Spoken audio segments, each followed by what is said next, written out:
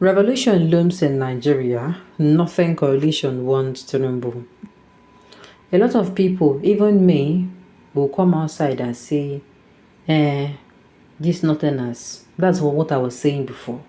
This nothing as. Truly, we say they talk not true. But not because when a person know they deny make una they talk. But we'll find out we say that they talk this time around. The news in detail. The coalition of Northern Group CNG has warned President Bola Ahmed Tinubu to take proactive measures to address the economic doldrums and current harsh economic realities confronting Nigerians, noting that revolution looms in Nigeria.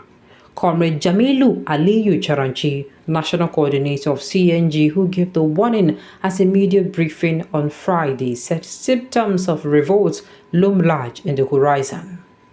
Charanchi said today that life has become highly unbearable for the overwhelming majority of citizens, adding that the suffering of Nigerians is palpable across every stratum. The CNG holds the president and previous government responsible for creating this dire situation for Nigerians. The current situation, Mr. President, the CNG feels duty-bound to draw your esteemed attention to the alarming danger in the immediate horizon as evidenced by dark clouds of imminent massive revolt of citizens against the government. Mr. President, cosmetic measures are usually not sufficient to contain the raging anger of the people, particularly when they are inundated by economic hardships, massive hunger, and rampant poverty, while the political class and their cohort live a life of scandalous opulence and open ostentations. The coalition of Northern Groups said that Tinubu's economic team is the worst since the inception of Nigeria's civil rule in 1999. Charanchi said the economic team of President Tinubu lacks coordination, focus, foresight, and a clear understanding of the workings of Nigerian economy. The anti-people policies of the government only enable the few elite to primitively acquire wealth, while the vast majority of citizens continue to languish in deep poverty. He lamented that in responding to the current hardship facing Nigerians, Tinubu-led government appears to be adopting a trial-and-error approach to the economy, resulting in further deterioration and further exposing people to avoidable hardship. According to Charanchi, the CNG has critically reviewed the current situation in Nigeria and strongly cautioned against the looming precipitous collapse of the nation. We are deeply concerned about the general economic atmosphere which portends imminent danger. It is, therefore, imperative to address the escalating hardship that has permeated every segment of Nigerian society. Current economic indices and data from the Nigeria Bureau of Statistics (NBS) paint an ugly picture of our reality, as it confirms that 133 million Nigerians are already living in multidimensional poverty, while 20 million people, mostly young within the bracket of productive age, are either completely unemployed or underemployed. People are increasingly losing hope about the government economic policies and institutions of governance. This poses a great danger to our dear country. The CNG has observed that inflation has created horrible and traumatic economic consequences. It has led to huge losses on investment, disruption of business activities, and increase in poverty and unemployment. This in addition to the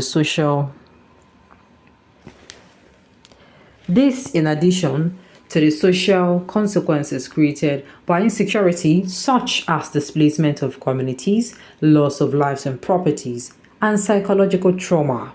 It is no longer news that pervasive hardship across the country has eroded trust in the present government and is exponentially threatening national unity, peace, and security.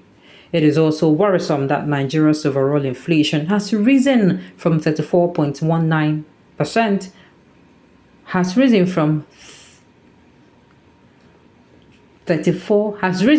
34.19% from 21.41%, a steep 52.6 increase, while food inflation has surged from 24.82% to 40.66%, a 64% increase within a year, the highest recorded in decades. Stubbornly, despite no increase recorded in electricity generation, or renewal of transmission equipment, the electricity tariff has skyrocketed by an average of 71.59 naira to 225 naira, which signifies a substantial rise of over 200% in the electricity cost for Band A, with no corresponding increase in power supply and distribution. In the past 6 months, we have already experienced multiple national power grid collapses, including the most recent one which occurred on Saturday, July 6, 2024. This is detrimental to our development and industrialization drive. In the same vein, the ill-conceived floating of the naira has led to depreciation from 463 naira to $1 to 1,573 naira, a stunning 240% drop. This has caused a sharp decline in the Purchasing Managers Index (PMI) from 53.2 points to 51.1 points, indicating an unhealthy trend in the private sector.